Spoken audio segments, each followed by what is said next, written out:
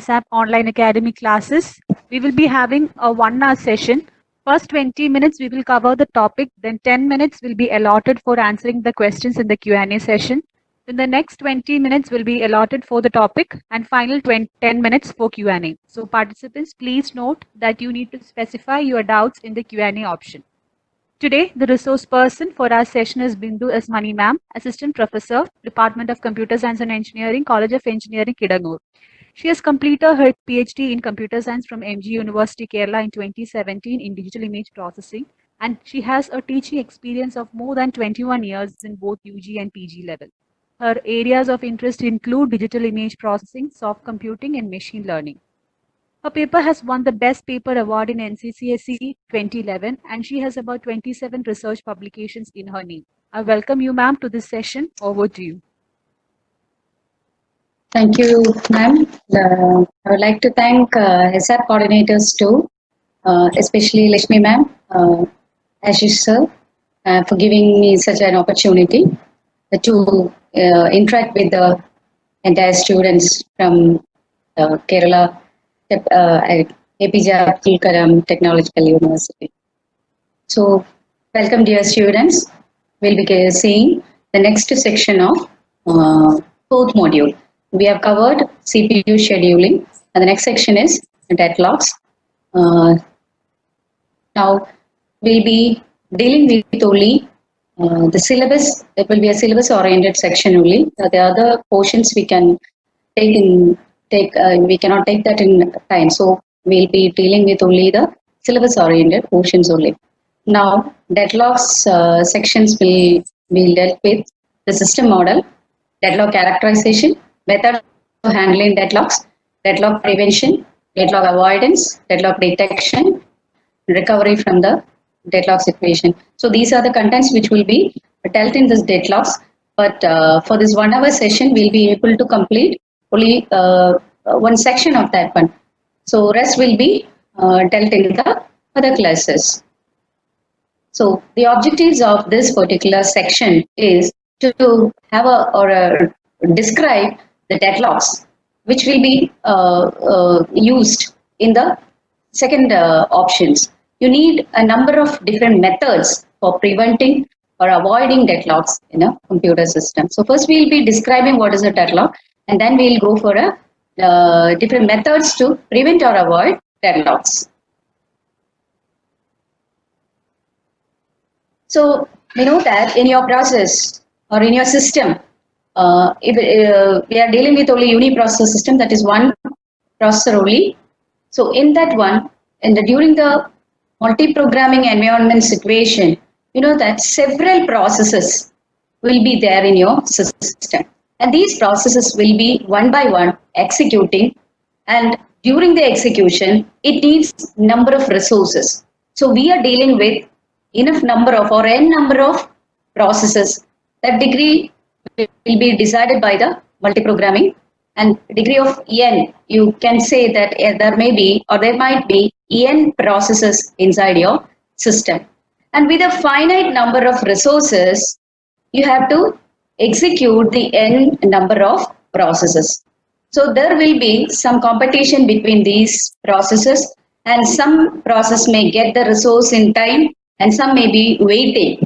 So if suppose a process P1 requests a resource, and if the resource is not at all available at that time, the process P1 will be entering into a waiting state.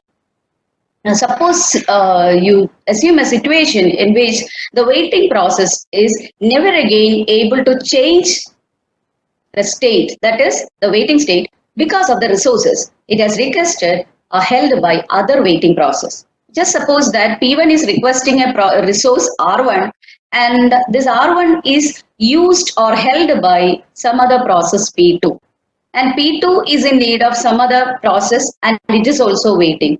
So what happens is these processes will not be able to execute further, or it will be in the waiting state. So in that situation, these processes will be set into we will be set as in a deadlock situation. Just take the example of two trains coming crossing or coming in a single line, what will happen? It cannot move forward. That is, the first train will be stopping because the second one, if it is coming in the same line, cannot go forward. So both will be coming to a full stop, and neither shall start up again until the other has gone. So such a situation is actually called as a deadlock situation. Nothing can be executed further. Now, OIS typically do not provide any deadlock prevention facilities. It gives the importance, or the programmers must ensure that they design deadlock-free programs.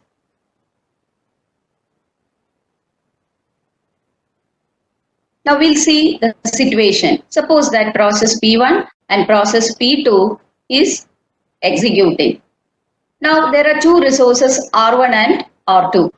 R1 is assigned to P1 and P1 is waiting for a resource R2, and R2 is assigned to a process P2, and also this P2 is waiting for a resource R1.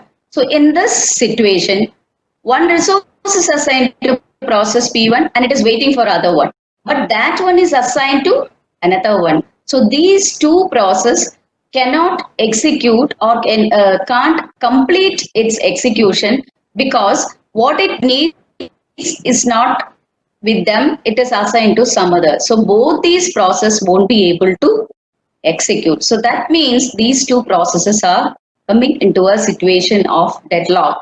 So processes, when they try to access the same resource at the same time, one process must wait for the other to finish. So when the waiting process is still holding on another resource that the first needs before it can finish, deadlock situation occurs. Okay. So we can see the same with another example. Suppose that these are the vehicles which are going in this direction, and these vehicles are going in this particular direction, and these are set of vehicles moving in this direction, and the vehicle in this direction are shown here. So here in this situation, suppose we start from here or start from any location, this vehicle can move to this side only after moving these vehicles. So that is the situation. You see, this can move only if these vehicles move this side. So it is blocked here. These vehicles are blocked here because of this one not moving to this side. And these are also blocked. Why? Because these vehicles are not at all moving to this direction. And if they want to move, this must be moved in this direction. But unfortunately, this is also blocked because of this. So in this particular scenario, all the vehicles are coming to a situation where this waits for this one, and this waits for this one, and this waits for this one, and this is waiting for this. Likewise, you say that there is a circular wait is there. So in such situation, the set of all processes, which is in a deadlock state, when every process in the set is waiting for an event, and that can be caused only by another process in the set. This is the situation. Now we'll see what is the system model, how you can model this one. You know, the system consists of resources, and these resources can be distributed among a number of competing processes. Now we suppose that there are some n processes, P1, P2, P3, etc. Pn processes are there, and their resources are R1, R2, etc. Rm. Different types of resources. The types of resources can be physical resources, which may be CPU cycles, memory space, printers, tape drives, like that. You have enough number of physical devices or physical resources. Then you have logical resource also, files, semaphores, mutex logs, like that. You have logical resources also. So if you have R1, R2 and M such resources, that may be shared between the processes. So each resource type Ri has Wi instances. That means if you have two printers, you can say that there are two instances of resource type printer. You may have enough number of files also, semaphores, anything. So you can say that Wi is the number of instances with a type Ri. So whenever a process requests these resources, it can request any number of resources to carry out its task. We cannot say that a process will be in need of only one resource. Sometimes it can be more than one resource is needed for that one. So when the process needs to execute, it can request for any number of resources. Now, the only thing is the number of resources requested must not exceed total number of resources available in the system. Suppose you think there are 5 or 3 printers are there in your system, and you are asking for, or a process is asking for 4 printers. So what happens? It cannot be processed. So the request must be the number which is less than the available number of resources. Now, whenever a process is executing, it will be using the resource. One by one resource it will be using. There is an order in which they can be used. That is, first the process must request a resource. And if it is not available, the process must wait for that resource to be freed.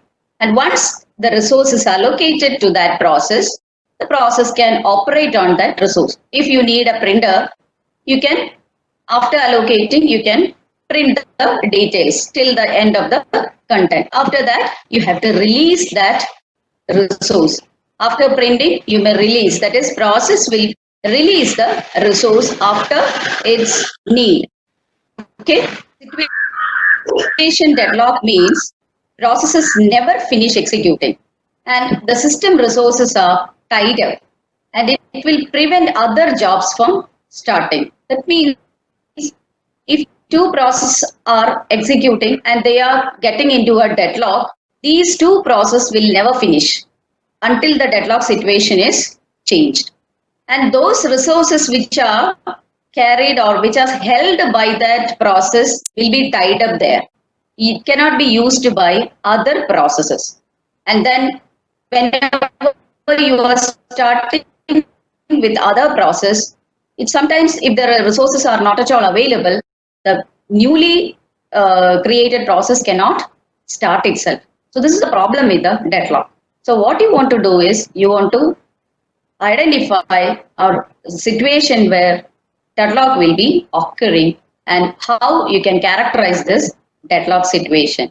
The necessary conditions for a deadlock to occur is, you can say that deadlock can arise if 4 conditions hold simultaneously. And these are the 4 conditions. The first one is mutual exclusion. Second, hold and wait. Third, no preemption. And fourth one, circular wait. These are the 4 conditions. So if these 4 conditions simultaneously, then you can say that deadlock can arise in that system.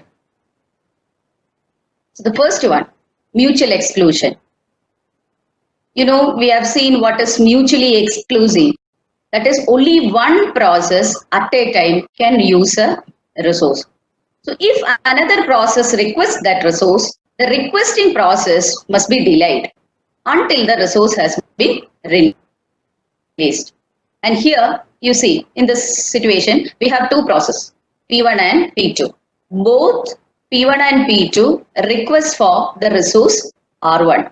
And see, R1 cannot be assigned to both these P1 and P2. It can only be allocated to either P1 or P2. So depending upon the situation and the request, we can say this one will be allocated to, you just think that it is allocated to P1. That is, R1 is allocated to P1. So what about P2? P2 must wait till R1 is released by P1. Then only R1 can be allocated to P2. So P2 will be in the waiting state. Now, one more thing, when you are saying that about the mutual exclusion, you must have a resource. Some resources are shareable and some resources are non-shareable. So, non-shareable means the printer cannot be shared among two processes simultaneously. But file can be, read-only file can be used simultaneously by two processes. So at least one resource must be held in your non-shareable mode. The next condition is hold and wait condition. Now we'll see what is hold and wait. A process must hold at least one resource and it must wait to acquire additional resources held by other processes. We see the situation. P1 is a process. P1 is holding R1. That means R1 is allocated to P1. And P1 is waiting for R2. And this R2 is being allocated to some other process, namely some P2 or P3. It can be allocated to some other one. And after release of that one, then only this process one will be able to receive or request, allocate this R2.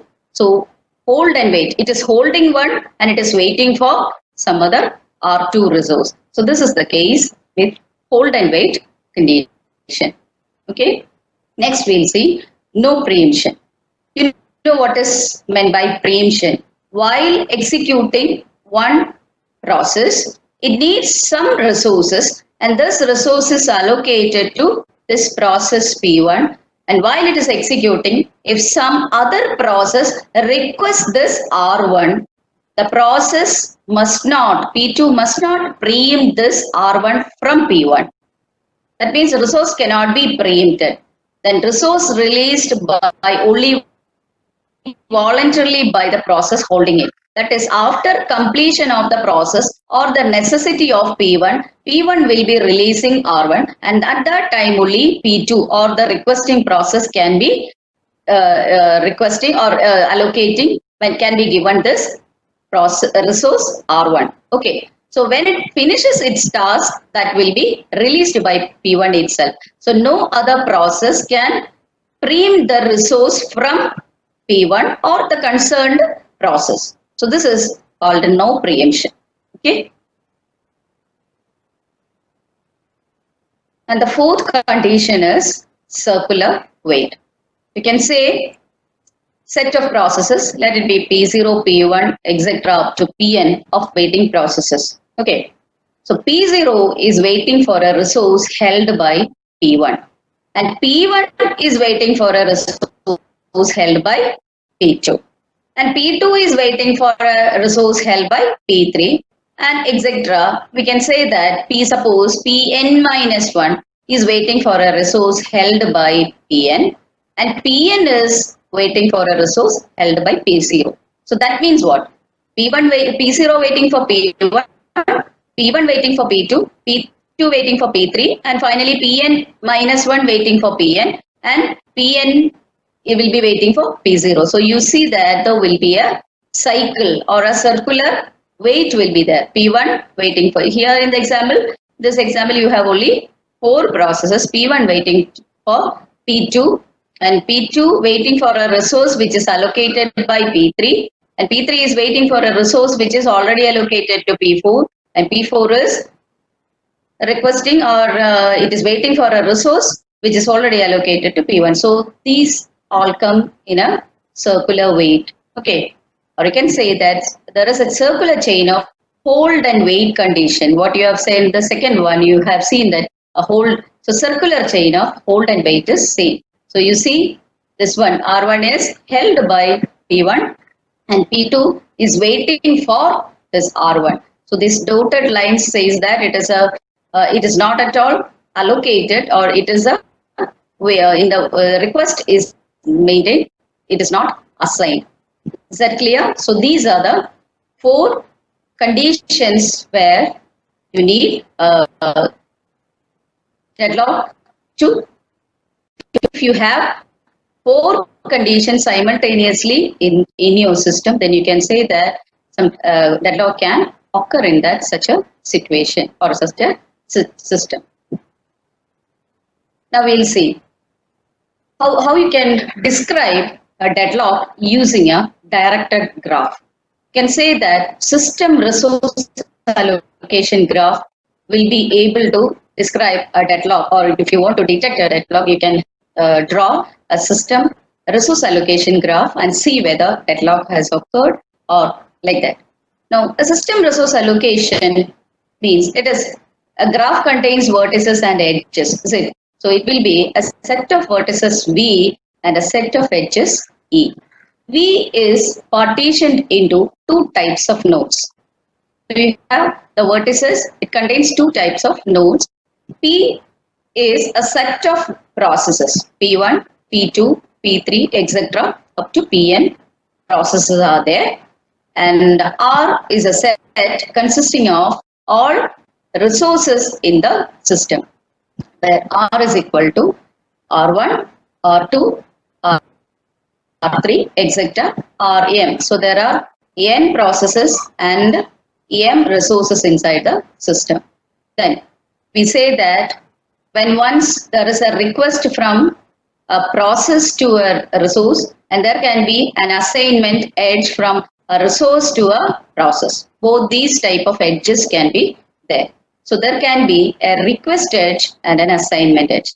A request edge is a directed edge, that is from, we have an edge Pi to Rj. That means process Pi is requesting an instance of resource type, resource R with the type Rj as the one.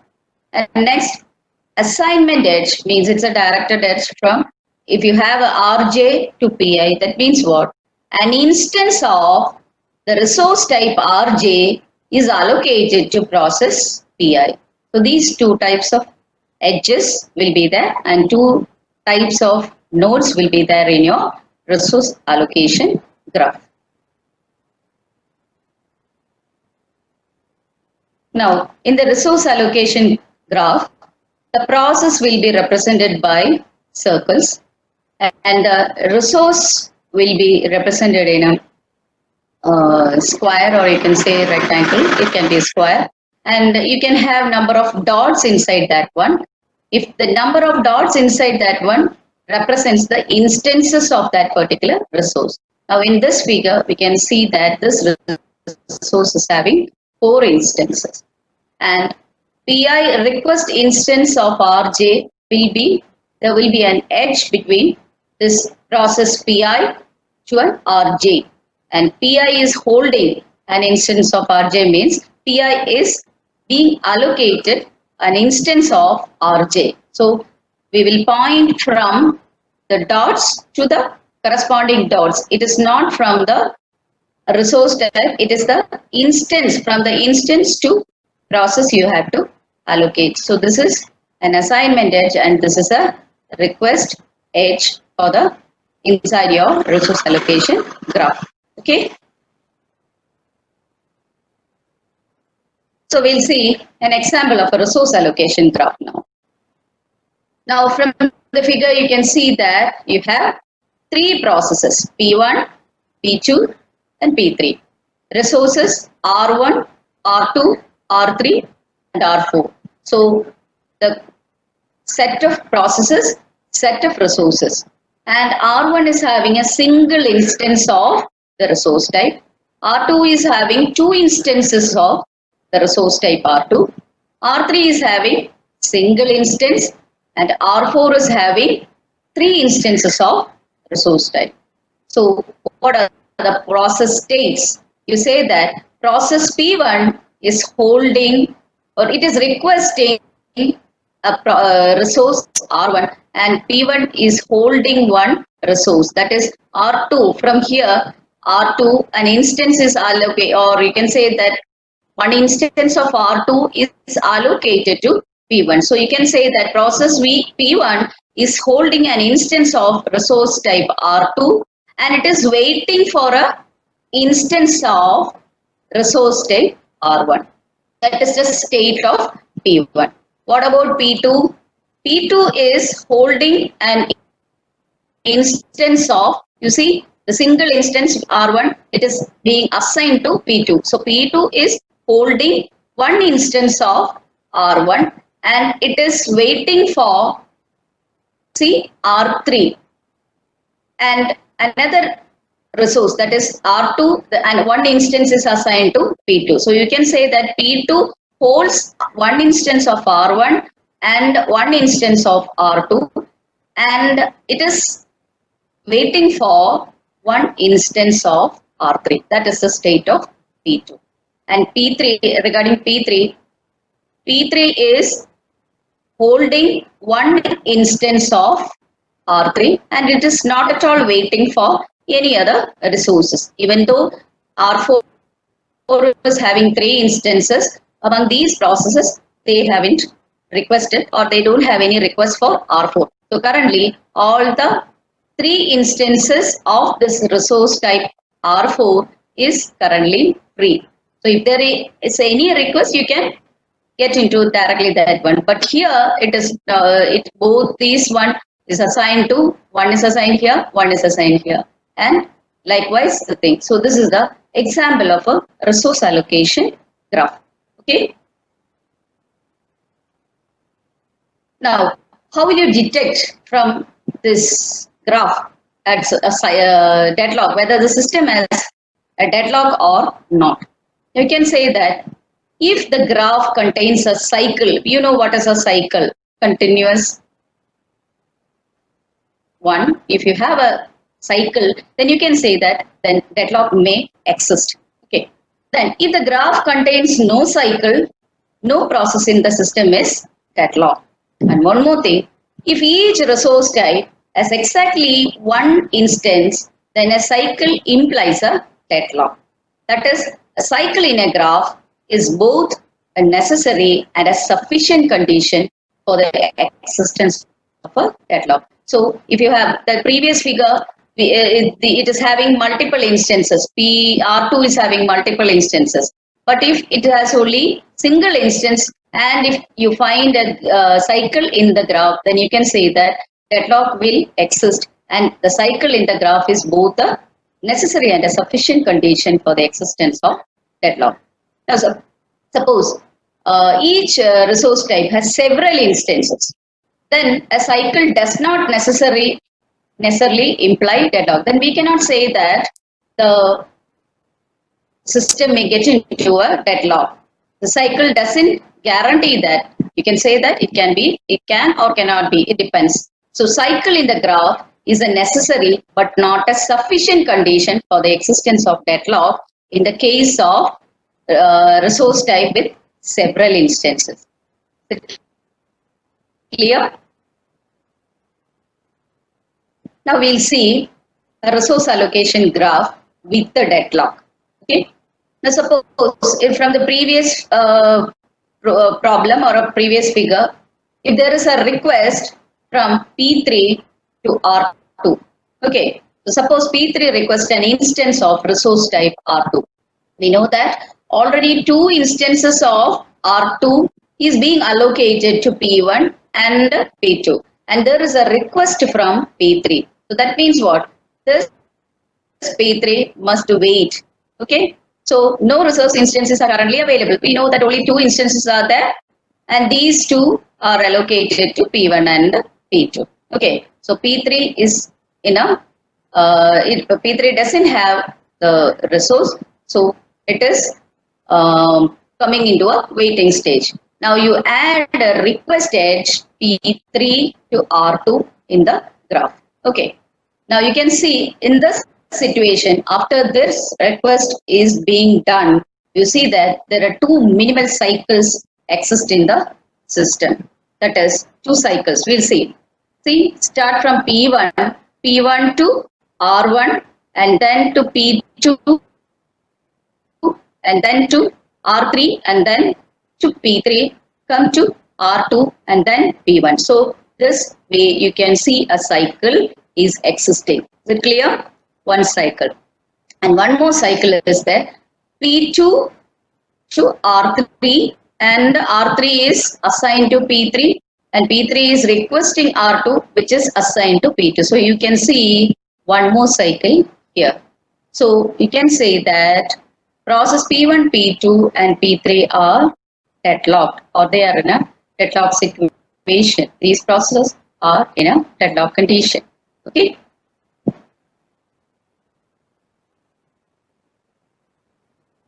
Now we'll see a graph with a cycle but not deadlock.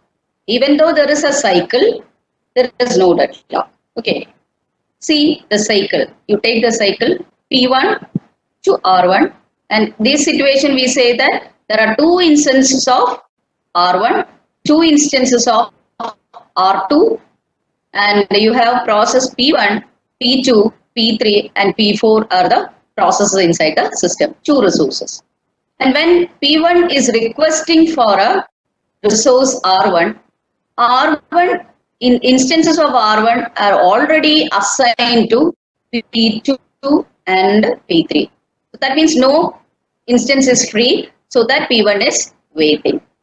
Now P3 is requesting for a resource, instance of a resource R2.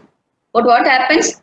It has only two instances, and that is being allocated to P1 and P4. So you can see that there is a cycle here. P1 or to R1, request R1, and which is allocated to P3, and P3 is requesting R2, and R2 is allocated to P1. So you can see that there is a cycle. Okay. So whether there is a deadlock or not, we'll see. Now, you know that P3 is, if any one of the edges can be changed, that is, if it is a waiting edge, if it can be made as a assignment edge, you can, if there is a request and you say that it is not being allocated, you can say that it is only a request edge. When it comes to an allocation, you change that into an, which one? Allocation edge. That graph or the symbol goes from here. The arrow will be starting from 1 to this one.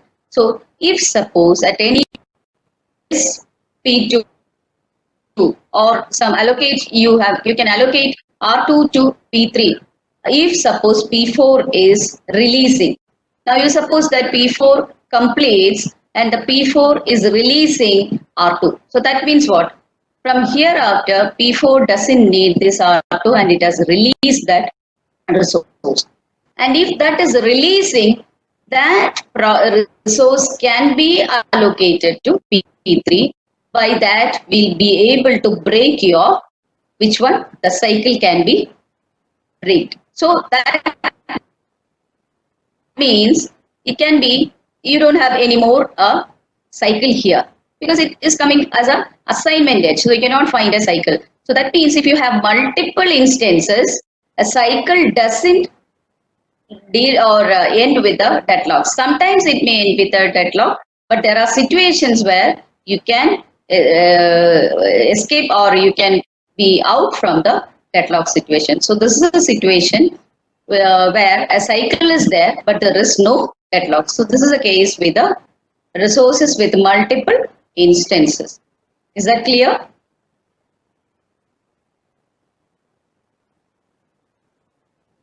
So we can see some facts. If your graph contains no cycles, that means no deadlock.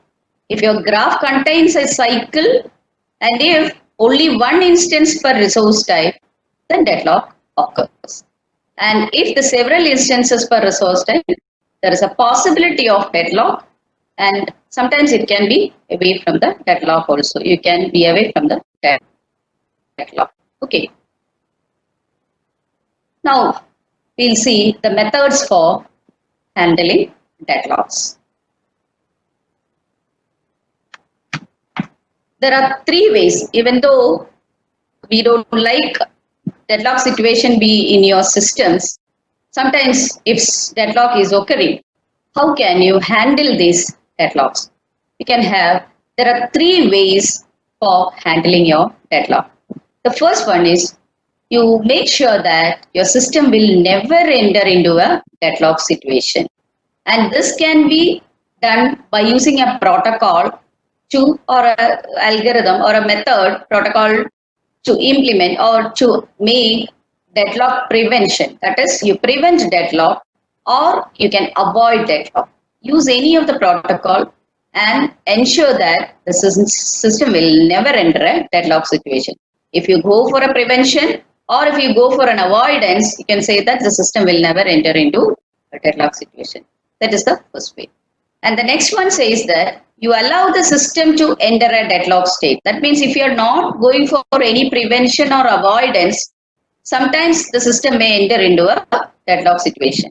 Now, in that situation, you detect the deadlock and then go for a recovery method or recover from the deadlock situation. This is a second case for handling your deadlock. And third, you say that you ignore the problem and pretend that deadlock will never occur in the system. You say that deadlocks are very rare, and so you assume that deadlocks will never occur in the system. And this is method or this third criteria is used by many of the operating systems, including your Linux and Windows. Okay, once if it is there, they will try to recover it from that one. Okay.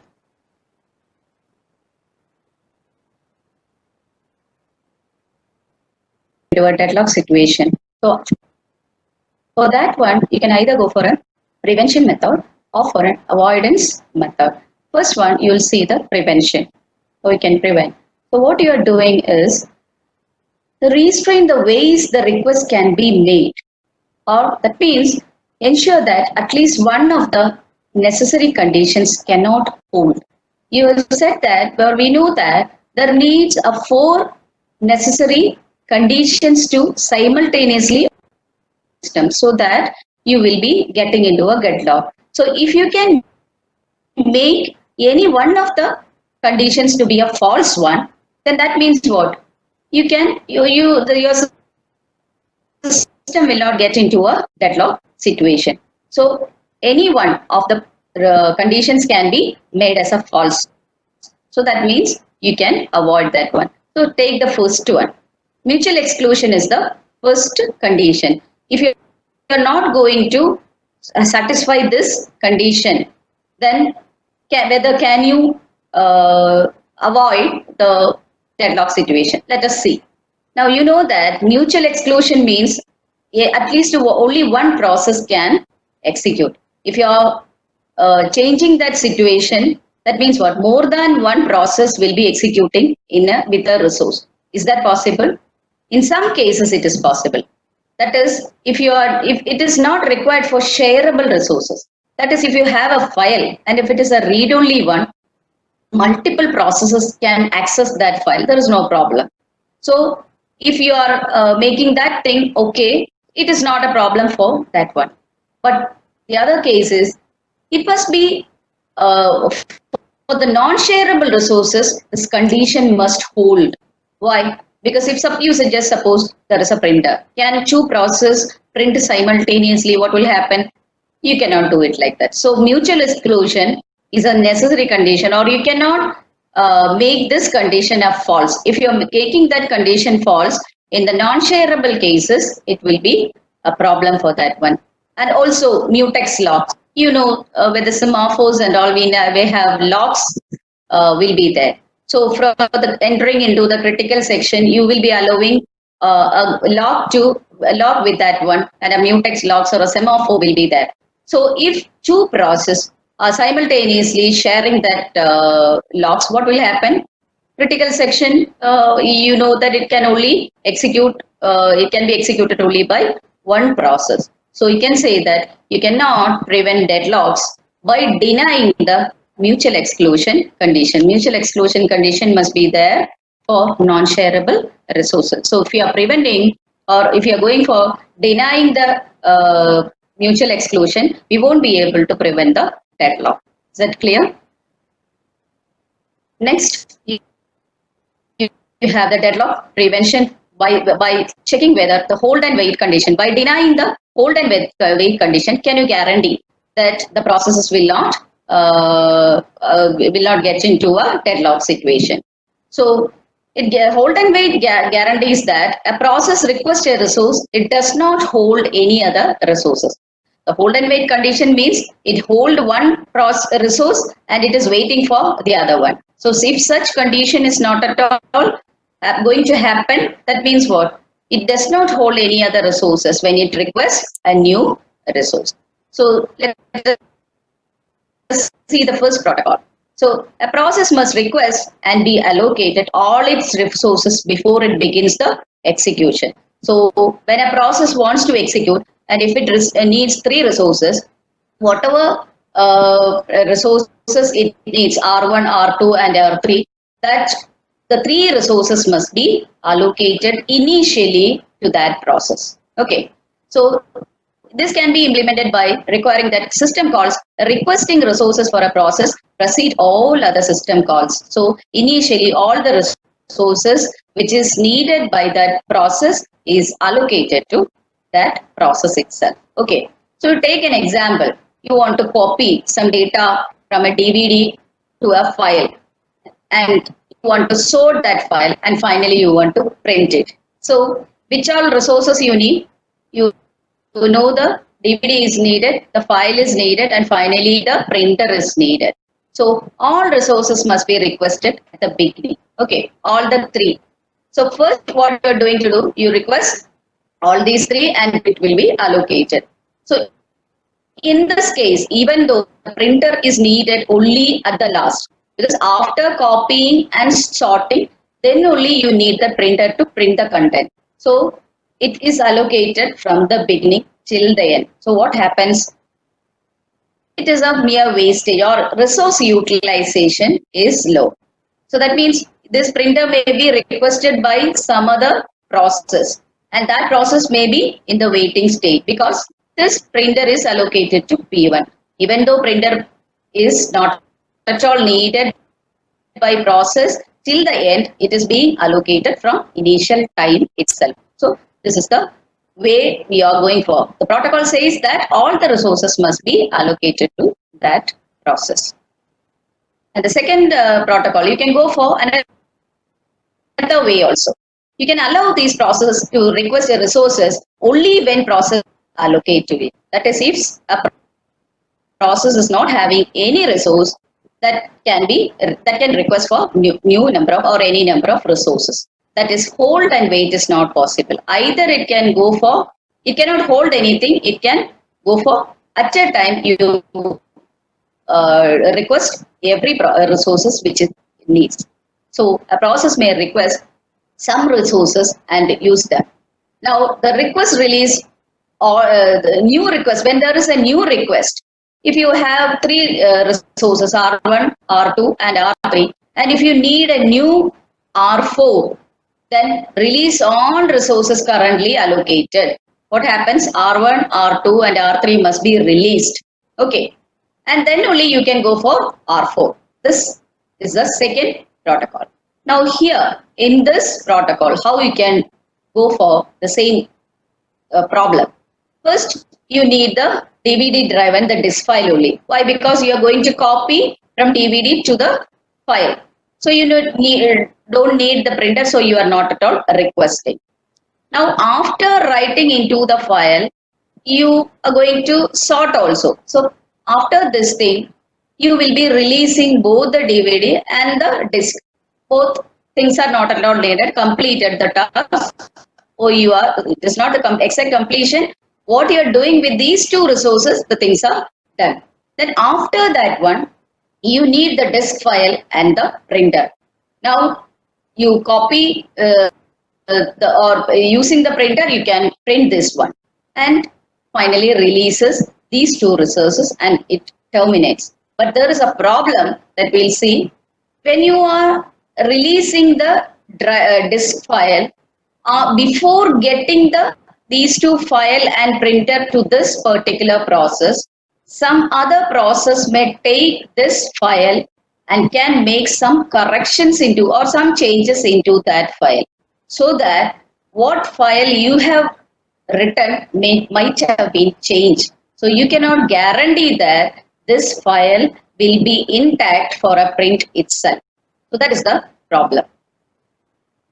So there are 2 main disadvantages for these 2 types of protocols. Resource utilization may be low. That you know that the printer will be with the process for a longer period of time. So that printer can, or this resource can be used by some other processes. And whenever you are releasing the DVD and the disk file, and again when you request a disk and printer, you must make sure that our data will remain on the disk file. Sometimes if in between some other process changes that file, that newly changed one will be printed, not our file will be printed because of the sharing. That is, you cannot do it. And starvation is possible. You know that when you have your printer assigned here, it will be it cannot be used by other processes. So a process that needs several popular resources may have to wait indefinitely. The printer may be needed by a number of processes, and these processes may be waiting indefinitely. So at least one of the resources that it needs is always allocated to some other process. Okay. The next condition is no preemption. If a process that is holding some resource requests another resource that cannot be immediately allocated to it, then all resources currently being held are released. No preemption. We say that resources are implicitly released. Preempted resources are added to list of resources for which the process is waiting. See, from the preemption means no preemption means no other process can preempt any resource currently allocated process. If P1 is having a resource R1 and the resource R1 is needed by P2, then P2 cannot immediately preempt that one. That is the case with no preemption. So if that condition must be denied, a process that is holding some resource, when it requests another resource and that resource cannot be immediately allocated, then all the resources currently being held are released. So suppose R1, R2 and R3 is with P1 and P1 is requesting for some R1, what happens? Sometimes the R1, R2 and R3 can be preempted by another process. So preempted resources, these R1, R2 and R3 goes to the list of resources for which the process is waiting. And this process P1, it initially had R1 and R2. Okay, when it requests for some R3, what happened?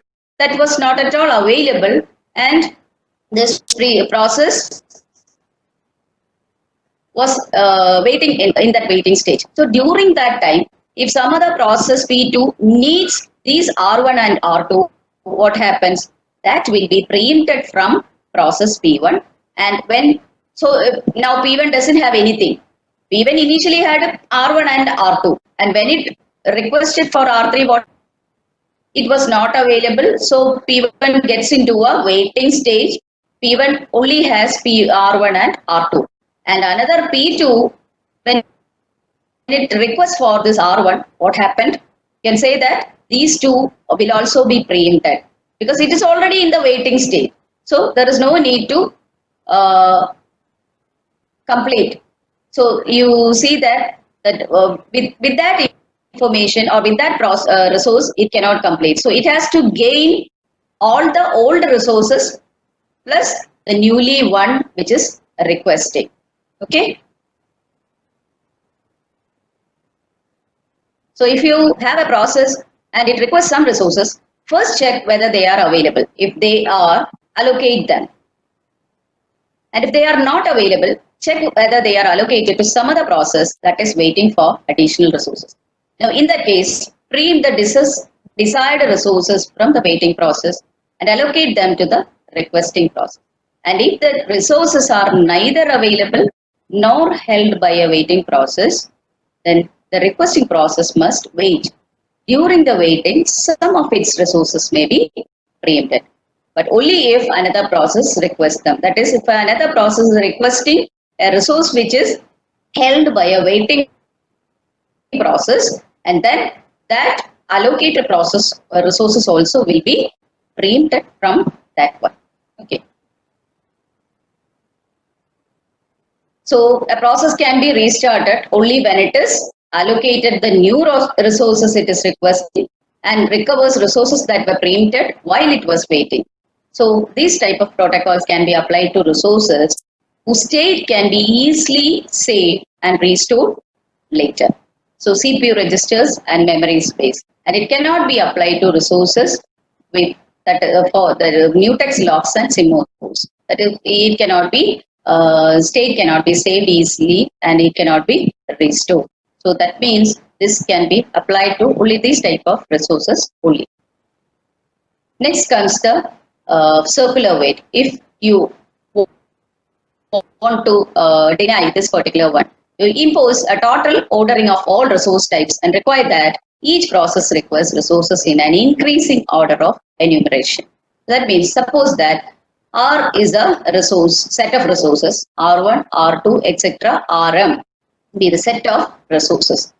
You assign a unique integer with a resource type. That is, you have R1 can be assigned to 1, R2 can be assigned to 2, like that integers can be assigned to these resources, and whether so that we can go for whether these resources are coming in a particular order, whether R1 comes first or R2 comes next, like that you can go for a comparison of resources. That means you define a one-to-one function, a function from R to n, where n is the set of natural numbers. Now, set of resource types are, you can say that number of resources are there, tape drives, disk drives, printers, like these are, suppose these three are the resources we are dealing with. Then a function can be defined as follows. F of tape drive, that is equal to 1. Means the value assigned for this tape drive function will be 1, and f of disk drive is equal to 5, and f of printer is equal to 12.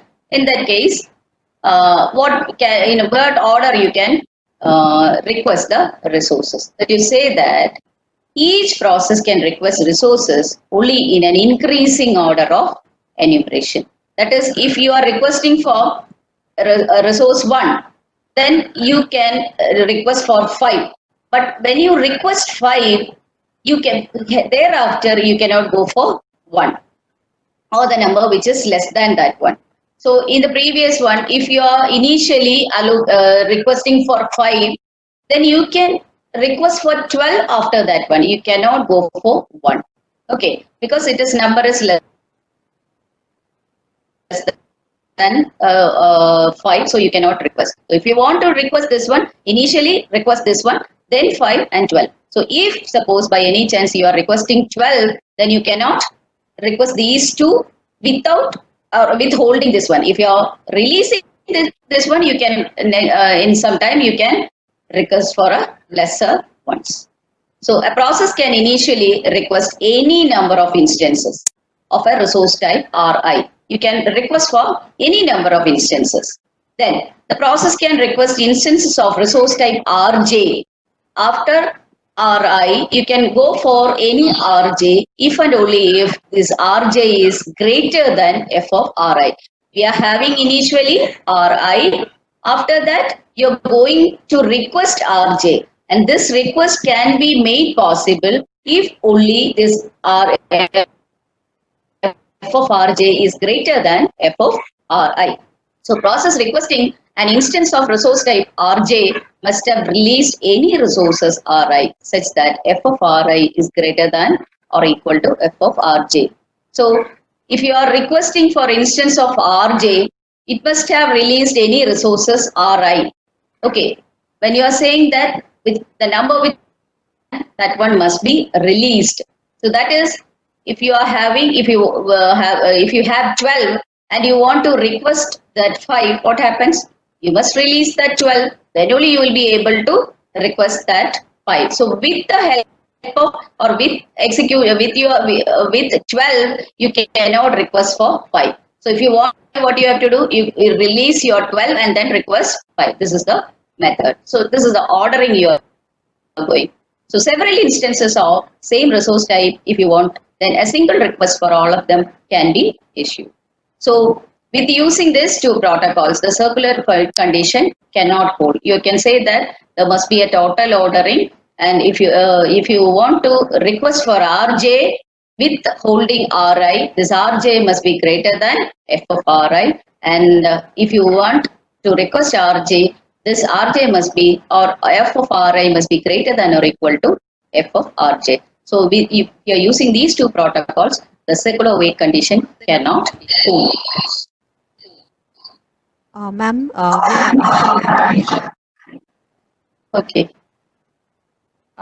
We have So a we'll question stop from the here. student. That is, deadlock prevention is completed.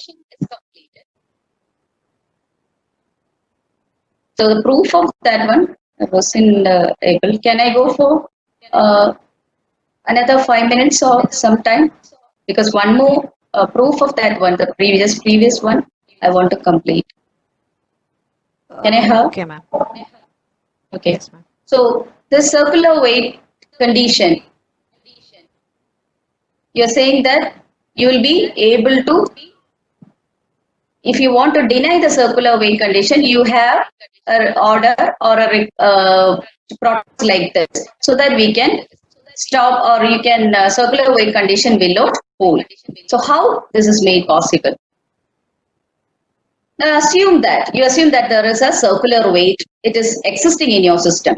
Okay, and the set of process involved in the circular weight is P0, P1, etc., Pn. These are the processes which are involved in the circular weight, and that is Pi is waiting for a resource Ri, which is held by Pi plus 1.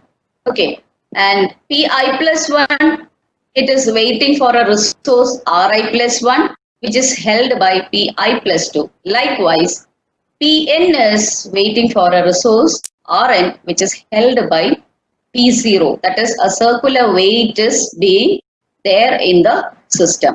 So that means Pi plus 1 is holding Ri while requesting the resource Ri plus 1. So you can say that f of Ri is less than f of Ri plus 1 for all I. Okay, that is, the value of this function is less than the value with I plus 1 to resource. So this condition means when you give, if you put I equal to 0, 1, 2, 3, etc., you say that f of R0 is less than f of, I is given as 0. So I plus 1, f of R1. So f of R0 is less than f of R1, which is less than f of R2, which is less than f of R3. Likewise, it is f of n minus 1 is less than f of Rn. And finally, as you are having a circular weight, you say that f of Rn is less than f of R0. You can say that by transitivity, f of R0 is less than f of R0. So is that condition true? It is not possible. If you have equals, then it is okay, but it is not like that. It is less than symbol only. So you can say that with the transitivity, f of R0 is less than f of R0, which is impossible. So therefore, there can be no circular weight. So this ordering or hide, we are having an ordering, that is, it can request resources in a higher order, or you say that if low number resource number is requested, then you can go for the higher order. So the ordering or this hierarchy does not itself actually prevent deadlock.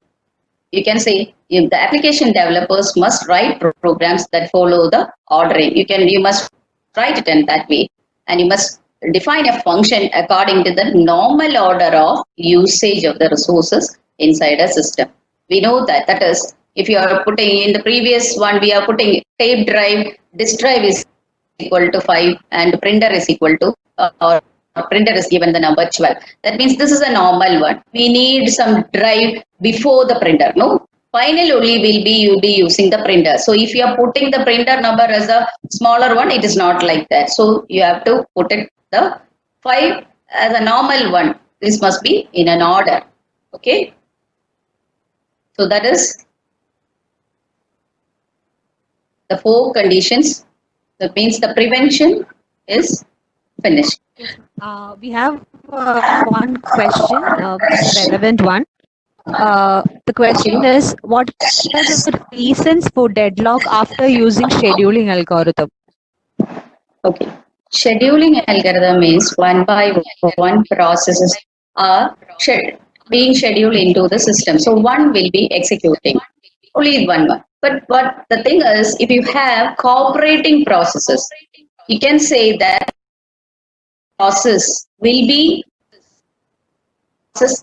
affecting each other. So if two processes comes into the situation and if it is accessing two resources simultaneously, then sometimes you may have you just take the case of a printer. Okay, from one process is reading one file and another process and this process is printing that one, and another process P also needs this printer. And if by any chance P1 is in wait of a resource which is held by P2, what will happen? P2 is waiting for that process P1 to complete the printing, is it? And the printer is held with P1. So what happens? P1 cannot complete. Why? Because it needs some resource held by process P2. You just suppose that is some critical section of or something, some file which is or some details which is held by P2.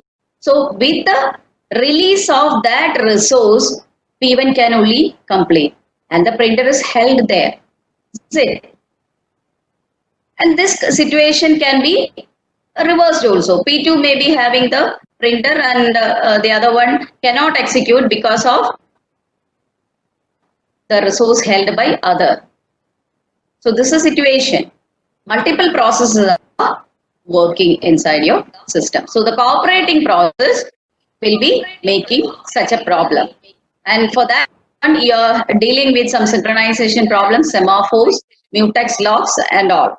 So you must be sure that you can see that the sections previously said the producer consumer problem and all. The producer and consumer simultaneously, when it access that variable, semaphore variable, how they are going to do that one.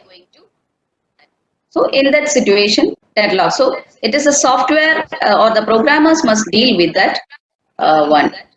Okay, is that clear? Yes, ma'am. It was